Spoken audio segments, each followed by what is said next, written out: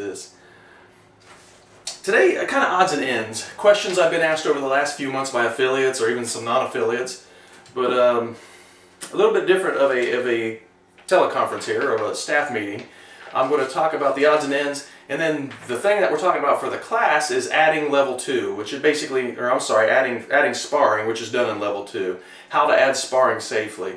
Now, instead of me standing here in front of the whiteboard talking about how to add sparring, I've actually recorded when I was in, I believe it was Virginia, and recorded me talking about telling that class how we're going to add sparring. So the second part of the video conference is actually, you'll see it. It'll be posted right underneath this one on the page on the site. Odds and ends. Let's talk about length of time your members are in each level. I'm not sure this is written anywhere or on any of the DVDs or any of the manuals. So every now and then I get asked about this, and I'm like, oh yeah, I should post this somewhere. Basically, if they're attending 2.5 times per week, average, they should be able in level 1 for 3 months, 3 to 4, 3 months minimum. Level 2 is 5 months, so 5 or 6 months in there. Every level above 2, so 3, 4, and 5, they're in for 9 months. Okay, so that also kind of helps you figure out when you need to get your level 2 training, your level 3 training, your level 4 training. But yeah, again, I'm not sure. This is something I've told people, and I tell them when I go and do instructor training, but nothing that I'm sure is officially written down. So 3 months in level 1, 5 months minimum in level 2, and then 9 months minimum in all the other levels. Lesson plan. I've been asked about our lesson plan on the site, on the affiliate page. Lesson plans, they come up, and they're real easy. They basically tell you what combative and what self-defense technique you're teaching that day. They can add whatever drills, teach it different every time. There have been tweaks in the system, so some things aren't in the lesson plan, so you can certainly pencil them in on a day or add a 17th day. I think they're usually 16 days. Don't forget, at the end of your lesson plan, what we do on a calendar is every class we'd write lesson 1, 2, 3, 4, all the way to 16. Then we'd leave 2 open days. On those open days, you can certainly have a drill day, you can teach weapons disarm, you can teach some of the things that weren't in the lesson plan, a few of the techniques that we've tweaked and moved around since those lesson plans were done. But remember, always put at least 2 open days, or even you can put 2 open days or 1 or 3 open days halfway through the lesson plan, at the end of the lesson plan. It's kind of cool for catch-up, to do something different. Again, this is where we shove the weapons disarms, because those aren't learned until level 3 and really level 4 and 5 in earnest.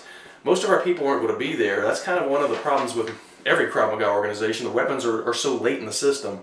They got to be somewhere, and you got to walk before you can run. But the way we sneak them into level 1 is to put them in on those open dates.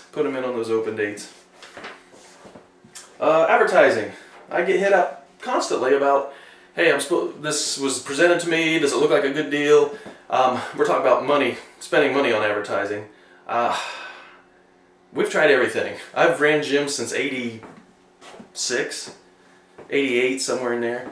I've done it all. The shopping carts, the you name it, before the movie starts up on the screen. Truly the only things, and I'll swear to this, that we spend money on, bang for our buck.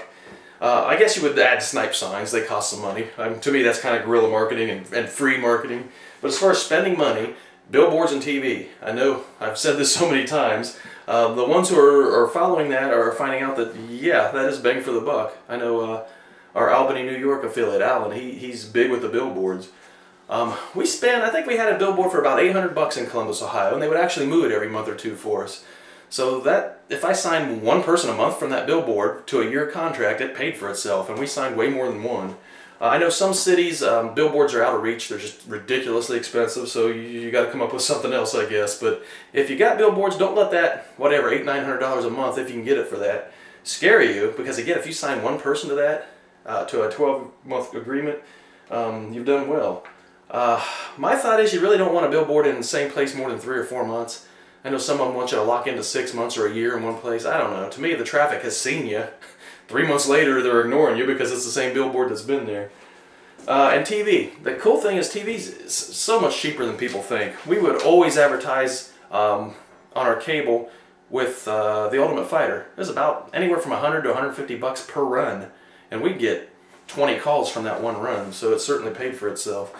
I remember the old WEC fights. We paid sometimes $4 a run. I guess they were desperate and had nothing else to put on there. $4 a run. And the cool thing is the USKMA has a commercial made up. We stick your graphics, your phone number, your web address.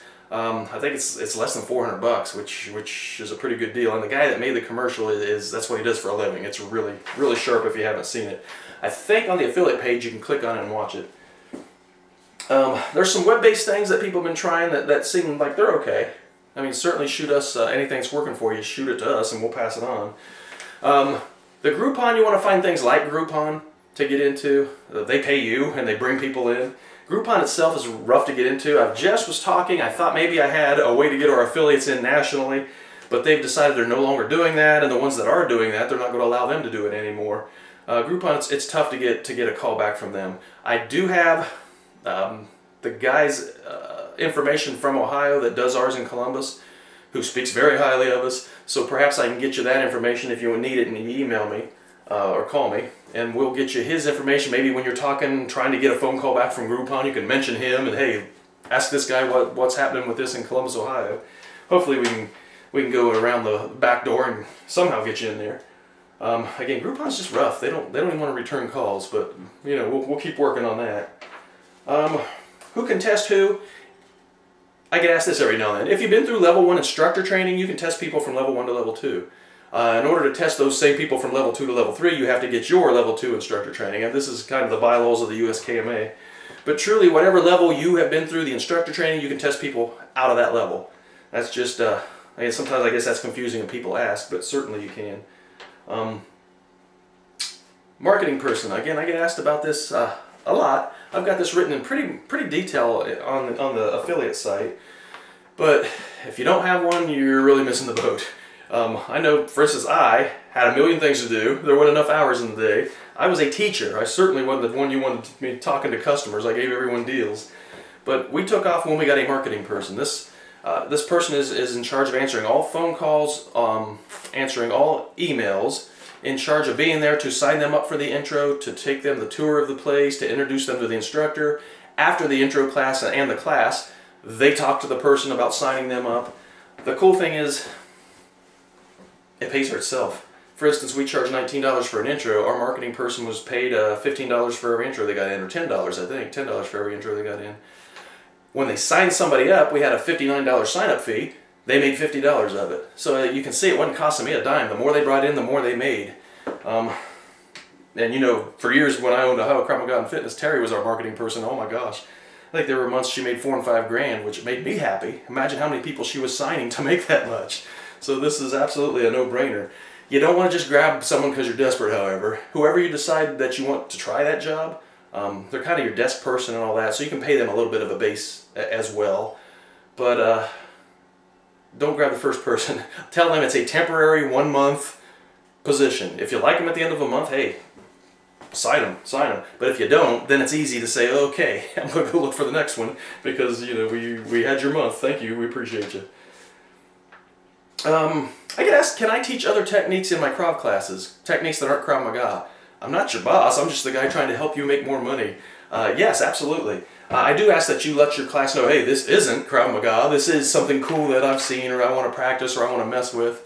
But absolutely, I'm not your boss. It's your gym. So yes, do whatever you want as far as that goes. I would hate to see it like added to the curriculum and put through the test at the end of the level 1 and all that kind of stuff. But certainly teach what you want. We've often done that. That's how we've come up with tweaking and changing and adding some things, by teaching it to a class and seeing how well they picked it up. So if you got something that you really like, shoot it our way. I mean, we're certainly an open system and want to keep on top of our game as far as teaching people self-defense. Every quarter, 2 things I hope you're doing. Seminars. Try to run a seminar every quarter. It's makes you a little extra money. I mean, when you charge $20-25 for a 2-hour seminar, maybe more. It brings outsiders in if they can come to a seminar, and you've got a mailing list, I would hope, or email list from everyone that's ever hit you up about doing classes. And you know, some of them, oh, I can't afford it, or oh, I don't have the time. A seminar they may come to and fall in love with your gym and join you. So absolutely run a seminar every quarter. And it also keeps your members learning some new things. Keep them, you know, it's usually a weapons disarm seminar or something that's from level 4 or 5 or black belt. So it helps with, you know, they like it, it's fun. So absolutely a seminar every quarter, and buddy days. I hope we're all doing buddy days, or call them whatever you want. Buddy days is kind of a kid's name, but we always call them buddy days. You give every one of your members a couple of coupons. Invite any friend, any family member. They can come to this one class for free. And they've all had people say, oh yeah, I want to do that. Well, put your money where your mouth is. Here's a free class. Come with me to buddy day. We run it like a class, but pretty simple stuff. I mean, maybe do front kicks. Run it full bore class, but it's also kind of an intro. You're kind of explaining some things, doing your selling. Again, keep it fast paced. You don't want to slow it down like it's an intro, but you want to say some of the intro things in it. When they leave, they all get a coupon. Hey, come to an intro within 3 weeks and it's free, or you get a free t-shirt, or figure something out to make them want to come back and take that intro and join you and get rolling with it. But we've had a lot of luck with those every quarter. Every quarter we run one. I get asked about music ideas. I jest on our affiliate group on Facebook, and I hope you're all part of it. If not, certainly hit me up. On the affiliate group on Facebook, the USKMA affiliates, I just ran a, hey, what music are we listening to? And yeah, I got some smart aleck answers. Thank you very much. But we got some decent ideas on there too. The music we play during crowd classes. I know I've got a playlist. Other people, you know, they found other things. Basically, whatever garbage the kids are listening to today. We play that in class to bring out what aggression and anger, and they're listening to it for entertainment. It scares me. Pro Shop. We're not like a lot of gyms or a lot of organizations. We don't shove a lot of gear down people's throats. I know there are systems, especially for kids, they had to buy a couple $100 worth of equipment every frickin' level. Every time they tested for a belt, there was stuff to buy. We pretty much give people the level 1 stuff. What do they need? Maybe a mouthpiece, maybe arm guards. If they sign up the night of the intro, we give those free.